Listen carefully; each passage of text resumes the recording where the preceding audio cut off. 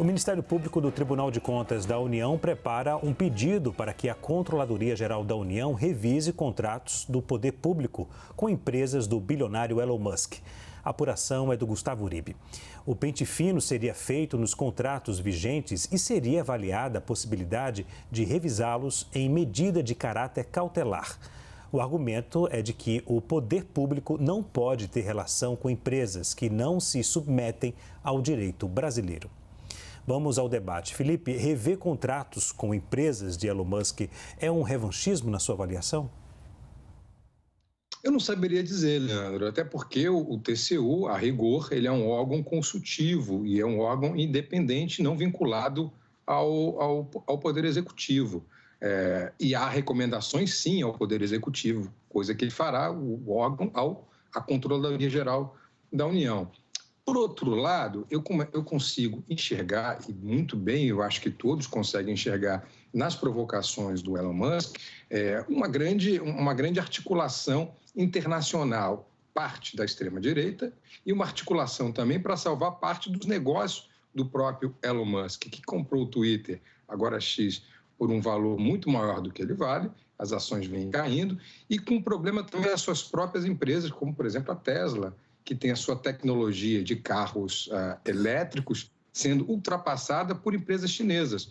Há um artigo muito interessante no New York Times dessa semana que mostra como que o Elon Musk ele entra na China tentando fugir das amarras trabalhistas nos Estados Unidos e fazendo acordos, fazendo contratos com o governo chinês, que, claro, acaba absorvendo essa tecnologia e ultrapassando o próprio Elon Musk. Agora, será que o Elon Musk não acha a China uma ditadura? O que o Elon Musk acha da Arábia Saudita, por exemplo? Por que ele se voltou contra o Brasil? Essa deve ser a nossa pergunta, sempre a nossa pergunta. E é um motivo muito claro, né? Primeiro, perder esse mercado que a sua empresa de carros vem perdendo para uma empresa chinesa. Segundo, o próprio Twitter, o próprio X, que também vem perdendo muito, é uma das menores redes hoje entre as grandes redes sociais no Brasil. E terceiro, e esse me parece o dado mais importante, que não justifica, obviamente, uma revisão de contratos, e eu já disse que não acho que isso seja o caso, porque o TCU é um órgão independente, mas que me parece muito importante a gente pensar que um cidadão estrangeiro venha ao Brasil, tenha uma empresa no Brasil e diga que não vai cumprir uma ordem judicial da Suprema Corte do Brasil. Não é possível que não haja uma reação de toda a classe política, da classe judiciária, da sociedade civil brasileira a esse cidadão. E talvez, sim, aí é uma questão que talvez o Caio possa explicar muito melhor, com a sua formação jurídica que eu não tenho, talvez a desobediência ou talvez a tentativa de desobediência possa, sim, causar algum revisionismo em contratos desse mesmo cidadão. Porque quem garante que um cidadão que diz publicamente que não vai cumprir decisões judiciais da Suprema Corte de um país, vai cumprir contratos que faz com esse mesmo país? Essa é uma boa questão para o TCU se colocar. E eu acho que se eu fosse membro do Tribunal de Contas da União, me colocaria a mesma questão. Agora, Caio, justifica? Não justifica? Não sei. Mas a gente tem aí um problema, a gente tem uma questão. Este senhor que é líder, é dono das maiores, de grandes empresas, vai cumprir os seus contratos? Se ele diz que não respeita, que não respeitará decisões judiciais, essa é a nossa questão. Embora o TCU seja um órgão independente, acho que ele pode e deve pensar essa questão. Se tem ou não a atribuição de rever esses contratos, aí é uma outra questão. Caio, rever contratos é um revanchismo? Olha, rever os contratos do governo com as empresas de Elon Musk é muito mais que revanchismo. É autoritarismo ilegal. Para começar, é fundamental pontuar que o X, antigo Twitter, ainda não descumpriu qualquer ordem judicial, tanto que a decisão do ministro Alexandre de Moraes fala em inquérito por prevenção. Na verdade, o proprietário do X, o senhor Elon Musk, apenas sinalizou essa possibilidade, afirmando aí ter provas de violações às leis nacionais por parte de autoridades judiciais que estão impondo medidas cautelares de censura a políticos, a jornalistas e outros influenciadores. Aqui, é preciso contextualizar a posição do Elon Musk à luz do direito brasileiro. A nossa Constituição consagra a liberdade de expressão e no parágrafo 2º do artigo 220 adverte que é vedada toda e qualquer censura de natureza política, ideológica e artística. No caso específico de representantes eleitos, e nós já debatemos isso aqui mais cedo, a Constituição vai além e, no seu artigo 53, estabelece que deputados e senadores são invioláveis, civil e penalmente, por quaisquer de suas opiniões e palavras. Da mesma forma, vejam só, até o Supremo Tribunal Federal tem vasta jurisprudência autorizando o descumprimento de ordens manifestamente ilegais, inclusive aquelas emanadas dos tribunais. Nesse sentido, eu destaco aqui a ementa do julgamento do habeas corpus 73.454. Aspas, ninguém é obrigado a cumprir ordem ilegal ou a ela se submeter, ainda que emanada de autoridade judicial. Mas é dever de cidadania opor-se à ordem ilegal. Caso contrário, nega-se o Estado de Direito. Fecha aspas para o STF. Portanto, ainda que a tese não seja consensual, existe sim uma ampla fundamentação jurídica para legitimar o descumprimento de medidas flagrantemente ilegais, especialmente aquelas que supostamente agridem a Constituição ao impor a censura.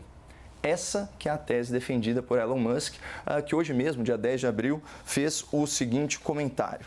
Aspas, o X respeita as leis do Brasil e de todos os países em que opera. Aí talvez a resposta ao Felipe sobre por que ele não combate aí a legislação chinesa ou, enfim, as restrições aos cidadãos chineses. Quando somos ordenados a descumprir a lei vigente, nós devemos nos recusar.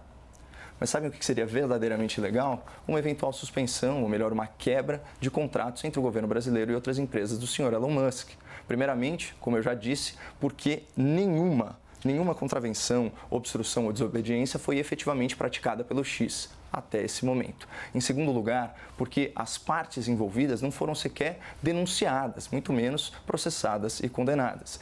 Em terceiro lugar, trata-se de empresas diferentes, com CNPJs distintos. Uma companhia é o X, aquela plataforma social, outra completamente diferente é, por exemplo, a Starlink, provedora de internet. E, finalmente, suspender esses contratos das empresas do Elon Musk seria ilegal, imoral e autoritário, porque criticar autoridades públicas, sejam elas autoridades políticas ou autoridades judiciais, não é crime no Brasil. O próprio senhor Alexandre de Moraes, em sessão plenária do STF, no dia 21 de junho de 2018, já emprestou a sua garganta à defesa desse princípio. Aspas aqui para o nosso ilustre ministro. Quem não quer ser criticado, quem não quer ser satirizado, fique em casa. Não seja candidato, não se ofereça ao público, não se ofereça para exercer cargos políticos. Essa é uma regra que existe desde que o mundo é mundo. Querer evitar isso por meio de uma ilegítima intervenção estatal na liberdade de expressão é absolutamente inconstitucional. Bom, que diferente seria o nosso país e o nosso judiciário se todos se lembrassem daquilo que já disseram. Felipe, concorda com o Caio? O raciocínio jurídico do Caio é interessante, porque ele cita um acórdão de HC do STF e um dispositivo constitucional. No acórdão, ele diz que é obrigação desobedecer uma ordem legal, ou seja, atribui ao Elon Musk, um estrangeiro, a capacidade de dizer que ordem é legal ou ilegal sobre o Supremo Tribunal Federal. Mas mais interessante ainda é quando ele cita o artigo da Constituição sobre a liberdade de expressão. Como se já disseram os ministros do Supremo, a liberdade de expressão fosse um princípio absoluto. Não, não é. A liberdade de expressão está submetida a um princípio muito maior que o da dignidade. Liberdade de expressão não é liberdade de agressão, abro aspas, para o ministro Barroso aqui. O que faz o Elon Musk, o que faz o Twitter, é abrir uma janela de agressão que vai muito além da liberdade de expressão. Por exemplo, um perfil de um blogueiro, neto do último ditador da República, que pediu, reparem, abro aspas para ele, guerra civil no país. É isso, liberdade de expressão? Não pediu apenas o golpe de Estado, pediu guerra civil, pediu sangue, criticou os generais que não queriam aderir ao golpe de Estado, porque o chamando de melancia, e disse, se vier uma guerra civil, que venha uma guerra civil. O modelo de negócio do seu Elon Musk, ele se baseia no engajamento. E, infelizmente, esse engajamento é feito à base de ódio e de fake news. E se o ódio e o fake news são a base dessa liberdade de expressão, ela não é liberdade. Me lembra um livro do Primo Levi, que foi que falava sobre o campo de concentração da perspectiva de judeu, mas que falava também sobre os nazistas. O livro era É Isto um Homem? Dá para fazer o mesmo raciocínio em torno desse conceito. É isto a liberdade? A liberdade de pregar o ódio? A liberdade de pregar guerra civil? A liberdade de pregar golpe de Estado? É disso que a gente está tratando. E é disso que trata o modelo de negócio do seu Elon Musk. Ainda que concorde com o Caio, que são empresas diferentes, com CNPJs diferentes, a gente está falando do mesmo executivo, do mesmo empresário que maneja seus negócios nesse nível, nesse modo, com enfrentamentos claros ao Supremo Tribunal Federal e no engajamento internacional que convém à extrema-direita. O que vem fazendo Elon Musk nos últimos tempos é engajar ditadores ou projetos de ditadores pelo mundo, que estão na Hungria, que estão na Argentina, na Turquia, que, por que não dizer, estiveram também no poder no Brasil e tentaram implantar aqui uma ditadura, tentaram fazer o que foi feito na Hungria, de passar de 11 para 21 o número de membros do Supremo Tribunal Federal. Vamos permitir esse tipo de intervenção? Vamos permitir que volte esse tempo de barbárie?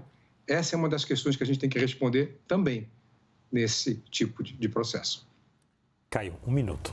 Bom, ninguém aqui está advogando que a liberdade de expressão é um direito absoluto. Pelo contrário, na verdade, o que nós queremos é o cumprimento da lei, especialmente do texto constitucional.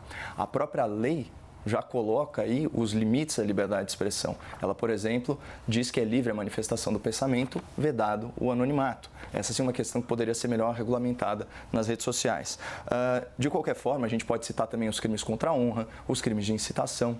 É nesse binômio que a democracia opera, liberdade com responsabilidade. A pessoa que eventualmente fez uma ofensa, ela responde por ela, mas a Constituição é claríssima quando ela veda censura prévia. Mesmo grandes corruptos que tentaram subverter a democracia, como é o caso do condenado aí em 3 instâncias, Zé Dirceu, a mais de 30 anos de prisão por manipulação de eleição mediante contratos fraudulentos e financiamento ilegal de campanha no Petrolão e também, anteriormente, a tentativa de compra do Congresso Nacional. Tudo isso, ele ainda pode se manifestar na praça pública. Portanto, pessoas que ainda não foram sequer denunciadas, não estão processadas, não têm sentença de condenação, elas não podem ser excluídas da praça virtual. O Estado não pode calar essas vozes. E eu queria perguntar, deixar essa pergunta no ar, que é o seguinte: existe alguma sanção de mordaça virtual prevista na lei brasileira? Então, pelo princípio da legalidade, você pode impor uma restrição à pessoa que não esteja prevista em lei? Acho que a resposta a isso é bem perturbadora. Senhores, obrigado pelo debate. Eu agradeço a presença do Felipe Pena aqui. O grande debate termina aqui. Lembramos que as opiniões que foram emitidas pelos comentaristas não refletem necessariamente a posição da CNN.